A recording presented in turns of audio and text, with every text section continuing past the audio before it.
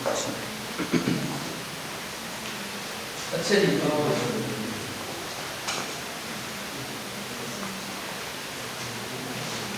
अच्छा जी, extraction module के अंदर क्या होगा, बड़ी वजह से प्लीज आप देखिए जी। अभी जो हमने हाउस प्रेडिक्शन प्रॉब्लम की बात की है, उसके अंदर हम एक्स और वाई प्रेडिक्शन प्रोवाइड करें। इसके अंदर कोई फीचर एक्सट्रैक्शन की जरूरत नहीं, फीचर ऑलरेडी आपने प्रोवाइड किया। क्या फीचर प्रोवाइड किया है? साइज ऑफ हाउस, ठीक है। बड़ी वजह से प्लीज इस बात को समझना। लेकिन जैसे ही हम मूव करेंगे ना किसी और प्रॉब्लम, जस्ट लाइक वीएन की प्रॉब्लम, कैट डिटेक्शन, मतलब क्या मैं मशीन लर्निंग एल्गोरिथम को एक इमेज दूं कैट का, तो वो मुझे बताए कि इसके अंदर कैट है या नहीं है।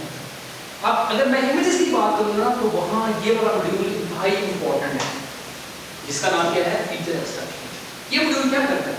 देखिए ना, एक तस्वीर है कैट की, उस तस्वीर के अंदर कैट भी है, उसके पीछे बैकग्राउंड भी है। तो पहली बात, बैकग्राउंड का और कैट का फर्क नजर आना चाहिए कि ये कैट है, इसको सिर्फ इसको देखना है कि ये कैट है, ठीक है। अब उसने पहले बात यानी ये फीचर निकालना, क्या आप बता सकते हैं कैसे बैकग्राउंड से किसी ऑब्जेक्ट को हम डिफरेंशिएट कर सकते हैं? बस मतलब मैं यहाँ खड़ा हूँ, मैं कैसे फर्क हूँ इस दीवार से? कलर को शार्प कलर को देखिए, क्या मतलब मैं जहाँ ये जो मेरे बाजू की बाउंड्री है ना, बेसिकली ये बता रही है फर्क किसका? बैकग्राउंड के साथ। क्या मतलब? As detection. बड़ी प्रोसेस बात। फीचर एक्सट्रैक्शन में सबसे इंपॉर्टेंट फीचर क्या है? एजेस का निकालना, कि कैट है उसके एजेस निकालते हैं। अच्छा जी, और क्या हो सकता है? अब कैट का देखा था, कैट को दिए आपने एजेस उसके निकाल इसी तरह से ना, कोई एल्गोरिथम हम यूज करेंगे इंशाल्लाह, वो कैसे होगा इसकी बात थोड़े देर से हम करेंगे, ठीक है। इसके बाद और क्या फीचर हो सकता है? अब एक कैट है और एक डॉग है, एक जैसे तकरीबन एनिमल है ना, दोनों की चार टांगे हैं, लेकिन फिर भी फर्क है ना दोनों के अंदर, कि एक के कान बड़े हैं, एक के छोटे हैं। इसका मतलब है कानों को निकालना, मतलब छोटे ऑब्जेक्ट्स को आइडेंटिफाई करना। Again this is the next feature. तो इस तरह की बात हम करेंगे कि कैसे हम बड़े फीचर निकालते हैं, फिर छोटे-छोटे जो ऑब्जेक्ट्स हैं उन्हें कैसे आइडेंटिफाई करते हैं। कि कैसे छोटा मैंने कहा कान होता है कैट का और बड़ा कान होता है किसका? डॉग का। तो ये आइडेंटिफाई करना। तो ये कैसे छोटे-छोटे ऑब्जेक्ट्स जो हैं उनकी एक्सट्रैक्शन कैसे होती है, तो ये उसकी हम बात करेंगे, बल्कि शायद इस कोर्स के एंड तक ही हम बात तो कर लें। बड़ी वजह से बात सुनिए।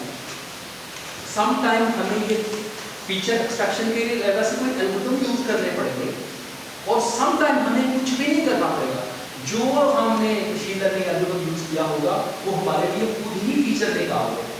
जैसे कि न्यूरल नेटवर्क की हम जब इंशाल्लाह बात करेंगे, तो न्यूरल नेटवर्क के अंदर की बात, जब डीप लर्निंग का जो नाम आपने सुना है, इसकी मशहूरी पता क्यों हो जाए? इसकी एक रीजन जो है ना, वो ये है कि वो फीचर खुद निकाल देता है। आपने जस्ट उसे इमेज देना है, वो खुद से ही फीचर एक्सट्रैक्ट कर लेगा, आपको निकाल के देने की जरूरत नहीं, ठीक है।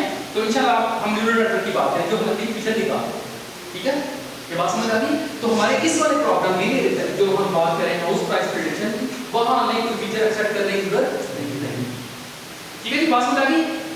अच्छा जी, अब अगला फेज क्या है? प्रेडिक्शन। बड़ी वजह से इस प्रेडिक्शन मॉड्यूल के अंदर क्या है? बड़ी वजह से दिया देखिए, अभी मैंने थोड़ी देर पहले आपको डाटा सेट भी शुरू किया। सम टाइम होगा कि हमें डाटा सेट जो है ना विजुअली नजर आ सकेगा। अगर फीचर ही एक है या दो फीचर है तो फिर हम उसका ग्राफ ड्रा करके देख सकते हैं। तो being a machine learning engineer, मुझे कोई मॉडल जो है ना सिलेक्ट करना होता है, और being a machine learning engineer मुझे प्रोवाइड करना है मशीन लर्निंग एल्गोरिथम को प्रोवाइड करना है क्या? कोई मॉडल सिलेक्ट करें। ये प्रेडिक्शन मॉड्यूल के अंदर सबसे पहले क्या है? Model selection. तो अभी हमने ये प्रॉब्लम देखी कि ये हमने ये हमारा डाटा है, ये हमारी एक्स इंफॉर्मेशन थी, घर का साइज और ये वाली इंफॉर्मेशन थी। तो हमने देखा कि अगर हम इस पे किसी तरह से लाइन फिट कर दें ना, तो देन हम किसी भी अननोन डाटा पे इस लाइन को यूज करके प्रेडिक्शन कर सकते हैं at the time of testing. तो वुड बी नाइस हम इस मॉड्यूल के अंदर जब मॉडल सिलेक्शन की हम बात कर रहे हैं, मॉडल सिलेक्शन की, ठीक है, तो उसके अंदर हमने अपनी प्रॉब्लम को देखे मॉडल सिलेक्शन, यानी सम टाइम होगा प्रॉब्लम दैट सेट्स से आप बड़ी क्लियर हो जाएगी, सम टाइम जनरली वैसे क्लियर नहीं होती। तो इसका मतलब क्या है?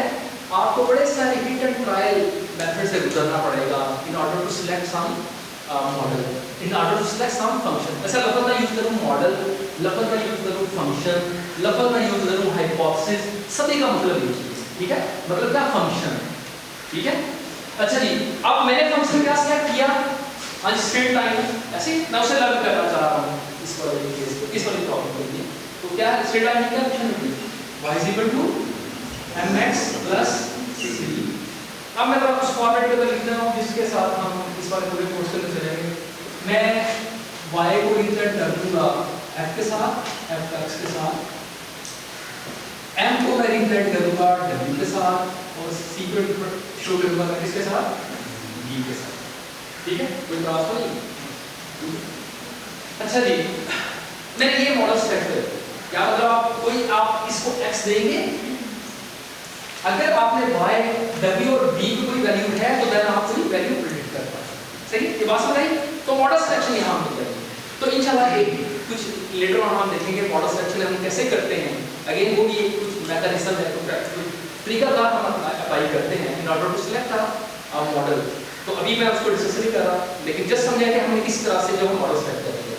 अभी जस्ट हमारी प्रॉब्लम सिंपल सी थी, तो हमने अपने प्रॉब्लम के डेटा सेट को देख लिया कि कहाँ ये वाला मॉडल है, it's see to be perfect, तो इट्स ओके, हम इसे यूज करते हैं, ठीक है, ये बात समझ आ गई। अच्छा जी, अब देखिए अब प्रेडिक्शन के अंदर क्या होगा, आपने कोई x की, अब स्टार्ट पे आप कोई w और d की वैल्यू रख दें, कोई w और d की, ठीक है।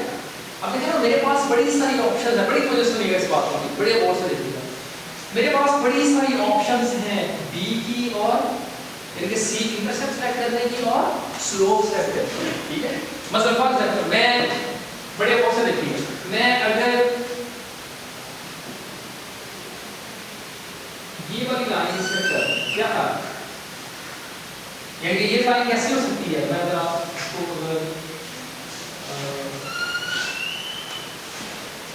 क्या मतलब अगर मैं कहूँ जितना मैं x को मूव करता हूँ उतना ही y को मूव करता हूँ, क्या मतलब जितना मैं x डायरेक्शन के अंदर मूव करता हूँ उतनी ही y के अंदर चेंज आती है, तो स्लोप कितनी होगी बता सकते हैं आप, स्लोप क्या होती है, y divided by change in y divided by change in weight ना, ऐसे है ना। तो यहाँ चेंज इन y क्या है, d डेल्टा x, मतलब जितना मैंने 1 चेंज किया वर्टिकली भी 1 मूव किया और ये हॉरिजॉन्टली 1 मूव किया, उसकी वजह से वर्टिकली कितनी चेंज आई 1। इसका मतलब क्या हुआ, स्लोप की वैल्यू क्या आ गई, डेल्टा y और डेल्टा x क्या होता है 1, तो क्या आ गया। अगर मैंने ये स्लोप रखी है इट्स फाइन, इसका मतलब क्या है, मेरा w क्या रखा मैंने 1, यहाँ इंटरसेप्ट की वैल्यू बता सकते हैं आप 0, इसका मतलब d क्या है। अगर मैं ये रखूं शायद जो लाइन मैंने ड्रा किया है, तो क्या ये लाइन हमारे डाटा सेट को रिप्रेजेंट कर रही है, क्या हमारे डाटा सेट की ट्रू रिप्रेजेंटेशन है ये वाली लाइन, बता सकते जी। हाँ जी, बात समझ आ रही है। इसका मतलब है ये वाला जो वेरिएबल है ना, इनके w और d की ये जो मैंने वैल्यू सेट की है, यानी कि d की वैल्यू रखी है मैंने 0 और w की वैल्यू रखी है 1, तो ये जो पैरामीटर है ना ये तो मुनासिब नहीं है, ऐसे ही है ना। तो अगर आप और से देखिए, प्लीज देखिए, तो मैं चेंज कर लेता हूं, अगर मैंने ये वाली लाइन ये इंटर की बल्कि मैंने ऐसे कर दिया कि कोई खास इंटरसेप्ट, फॉर एग्जांपल ये ऐसे कर दिया, ये वैल्यू फॉर एग्जांपल मैं कहता हूं 1.5, ठीक है। और हाँ जी ये, हाँ जी यहाँ बताएं शाबाश, इंटरसेप्ट की क्या वैल्यू है जी, इंटरसेप्ट की वैल्यू क्या है 1.5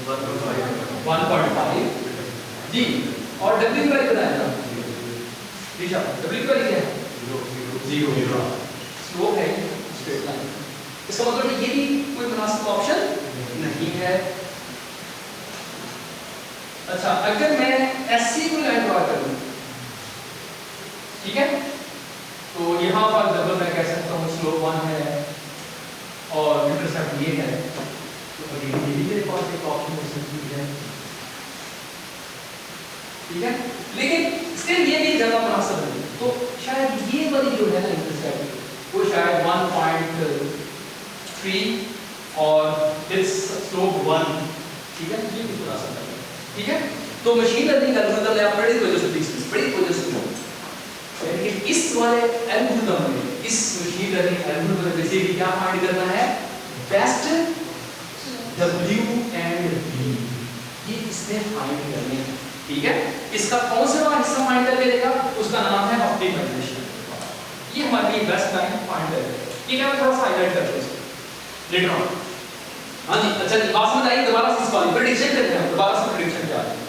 प्रेडिक्शन है यहाँ W और V की जो भी आपने वैल्यू रखी है, स्टार्ट पे शायद हम 0 0 रखते हैं, उसको यूज करके x की वैल्यू हमने इनपुट दी, देखो x की वैल्यू इनपुट दी, W और V की वैल्यू कोई रैंडम फॉर एग्जांपल स्टार्ट पे आपने ले ली, उसकी बुनियाद पर उसने क्या फाइंड किया जी, ये क्या है fx, मतलब फीचर एक्सट्रैक्शन जब नहीं करते तो यहाँ पे सिर्फ क्या आएगा fx, अगर फीचर एक्सट्रैक्शन है तो फिर क्या आएगा f of g of x। बात समझ आ रही है? यानी कि ये जो हमारी ये जो fx लिखा है इसकी जगह पे क्या आ जाएगा g of x आएगा, अगर फीचर एक्सट्रैक्शन वाला पार्ट है, अगर जैसे हमारी प्रॉब्लम इसके अंदर नहीं है, ठीक है। हाँ ये बात समझ आ रही है सभी? अच्छा इसके बाद देखिएगा, इसने जो भी प्रेडिक्शन की कोई भी d और w का कोई ऑप्शन इस्तेमाल करके उसके बाद क्या करेगा, उसके बाद क्या करना है मशीन लर्निंग एल्गोरिथम के अंदर जी, ट्रेनिंग फेज के अंदर क्या होना है जी, क्रॉस कंप्यूट। आप ये क्रॉस कंप्यूट या लॉस कंप्यूट करने वाला मॉड्यूल क्या करेगा जी, शायद बता सकते हैं क्या करेगा जी, कंपैरिजन करेगा। शाबाश, किस चीज का, किसके साथ? हमारे पास y अच्छा x से इन्होंने कहा देखिए ना, इसने कोई एक वैल्यू प्रेडिक्ट की ना, ये यहाँ से कोई वैल्यू प्रेडिक्ट की, जैसे हमारी ट्रेनिंग एग्जांपल जो हमने यहाँ पे रखी, हमने रखा जो हमारी पहली ट्रेनिंग एग्जांपल है वो शायद यहाँ पे रखी नहीं है, तो पहली ट्रेनिंग एग्जांपल थी 120 14, उसके कॉरस्पॉन्डिंग प्राइस थी $40,000, ठीक है। ये हमारी बात है। फॉर एग्जांपल ये वाली x आपने इनपुट दी और इसके कॉरस्पॉन्डिंग लेवल यानी कि 12 से लेके यहाँ इनपुट आपने दी, फॉर एग्जांपल 114 एज x। अब n टू द नेक्स्ट के कॉरस्पॉन्डिंग कोई प्रेडिक्शन की, फॉर एग्जांपल मैं कह देता हूँ इसने प्रेडिक्ट किया, अच्छा एक और चीज यहाँ fx इनपुट, इसको मैंने ऐसे करके कभी लिखा y हैट भी कर, लेकिन y इसे fx लिख दूं, y हैट लिख दूं, या समटाइम हाइपोथेसिस h भी लिख दूं, लेकिन जनरली मैं कोशिश करूंगा मैं fx या y हैट के साथ इंक्रीमेंट करूं। y हमारी ओरिजिनल ग्राउंड है, y हैट क्या है predicted value, by using this function हम जो वैल्यू प्रेडिक्ट करते हैं, बाय यूजिंग दिस मॉडल जो वैल्यू हम प्रेडिक्ट करते हैं। फॉर एग्जांपल इसने प्रेडिक्ट की कोई वैल्यू, फॉर एग्जांपल मैंने कहा उसने प्रेडिक्ट कर दी, लेकिन गौर से देखिएगा इस बार उसने प्रेडिक्ट कर दी क्या 4,000, ठीक है, सच $400,000, ठीक है, लेकिन एक्चुअल वैल्यू क्या है 460।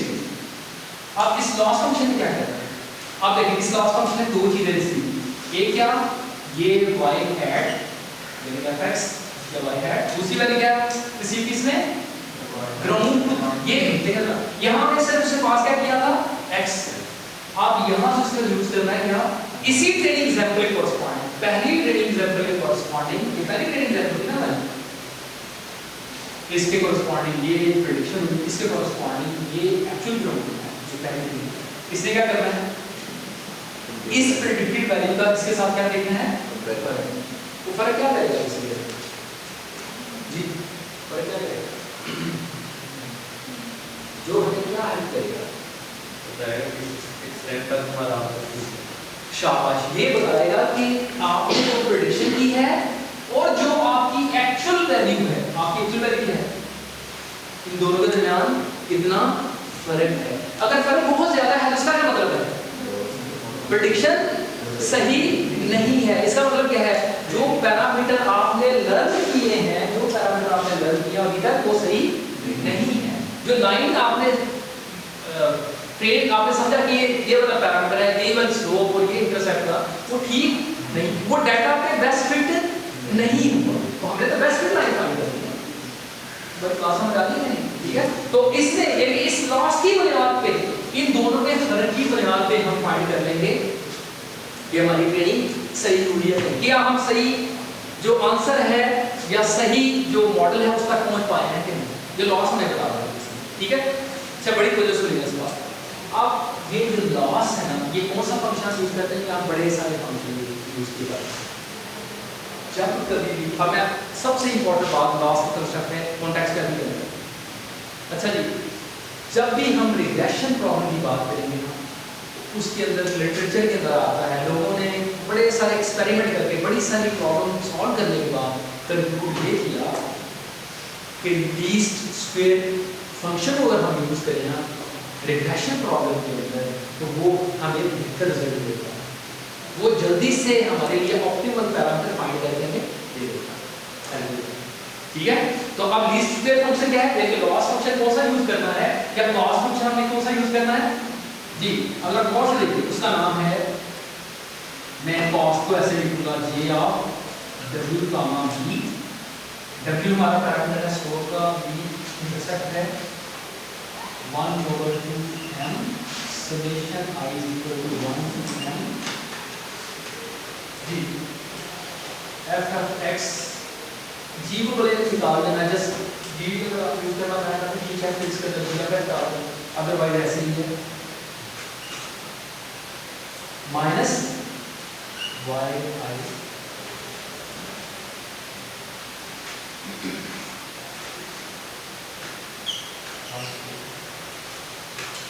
ठीक है, बात समझ आ रही। ये वाला फंक्शन जो है इससे यूज करेंगे किस मकसद के लिए, प्रेडिक्शन और ग्रोथ के दरमियान फर्क फाइंड करना। ठीक है, ये कैसे फर्क फाइंड करते हैं अभी थोड़ी देर समझाएंगे हमारी क्लास में जी। ठीक है, अच्छा जी, ये बात समझ आ गई, ये फंक्शन हम यूज करेंगे, इसे यूज करके अभी आपको देखा। अच्छा, उसके बाद है ऑप्टिमाइजेशन वाला, ये बेसिकली क्या करेगा,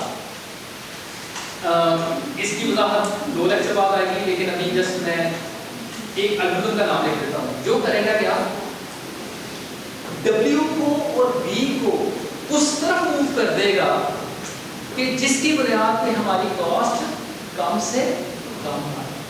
उस फंक्शन का नाम क्या है, ऑप्टिमाइजेशन का फंक्शन जो भी हम अपने कोर्स में पढ़ेंगे उसका नाम है ग्रेडियंट, नाम रही याद होगी, नाम फंक्शन देखिए ग्रेडियंट डिसेंट।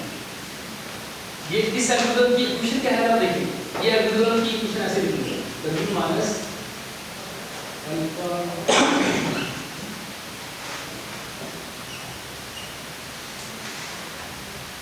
ये क्या है, इसकी डिवीजन आने वाला है।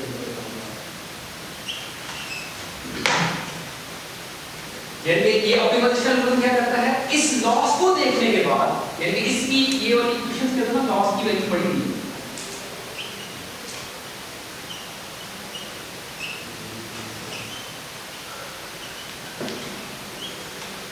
इस लॉस को देख के वो क्या करेगा, W को चेंज कर देगा, यानी लॉस कम आया, W को शायद वो कम चेंज करेगा। ठीक है, लॉस ज्यादा आया, W को ज्यादा चेंज करेगा, यानी ये चेंज करके आपके पास नहीं W की और नहीं B वैल्यू, और दोबारा से क्या हो जाएगा, इस अब ये जो प्रेडिक्शन एल्गोरिथम है ना, अब वो नई जो जहां चेंज हुई वैल्यू है वो यूज करेगा। ठीक है, फॉर एग्जांपल पहले ये थी वैल्यू, इसका गौर से देखिएगा, पहले फॉर एग्जांपल आपने 0 की, चले वो किसने कुछ चेंज की, पहले चेंज करके आपको ये वैल्यू दी। ठीक है, वो दी, तो उसके बाद आपने प्रेडिक्शन की, तो अगेन देखा कि एरर बहुत ज्यादा आ रहा है, डेटा सेट के कॉन्टेक्स्ट में फिट नहीं हो रहा, इसकी डेटा भी बता दो पड़ आज एक मिसाल देता हूं, एग्जांपल बता दूंगा। दोबारा से W की वैल्यू, W और B की वैल्यू चेंज कर दी, उसके बाद प्रेडिक्शन की, फिर देखा जैसे अभी हमने थोड़ी देर तक देखा कि रिजल्ट अच्छे नहीं आ रहे, फिर दोबारा फिर चेंज कर दे, तो ये चेंज बार बार होती जा रही है। क्या मतलब, यहाँ हम बार बार नए ट्रेडिंग सैंपल लेते जा रहे हैं और एट द सेम टाइम हम क्या करते जा रहे हैं, एवरी साइकिल हम पैरामीटर को चेंज करते जा रहे हैं। ठीक है, बात समझ आई, ये टोटल ट्रेडिंग प्रोसेस, इसको मैं समराइज कर देता हूँ, दोबारा से जरा देख लीजिएगा। सबसे पहले लर्निंग एल्गोरिथम को हम हमेशा इनपुट देंगे x की इंफॉर्मेशन, एक ट्रेडिंग सैंपल, ये क्या करेगा, उसकी बुनियाद पे फीचर एक्सट्रैक्शन के ग्रुप है तो इट्स ओके, लेकिन हमारे केस के अंदर फीचर एक्सट्रैक्शन की जरूरत नहीं है, डिफॉल्ट प्रेडिक्शन प्रॉब्लम। तो इसका मतलब क्या है, दैट इस वाले फंक्शन को यूज करके कोई वैल्यू हम प्रेडिक्ट करेंगे। प्रेडिक्शन के बाद क्या होगा, कॉस्ट की कंपटीशन होगी। ठीक है, कॉस्ट कंपटीशन क्या है, बिटवीन ग्राउंड ट्रूथ और जो वैल्यू आपके पास है। अगर लॉस उसका बहुत ज्यादा, तो उसके बाद हम कॉस्ट की फाइंड करेंगे, जिसे यहाँ शो किया अच्छा एक इंपॉर्टेंट और बात ऐड कर, एक लफ्ज है, एक टर्म है कॉस्ट, एक टर्म है लॉस, दोनों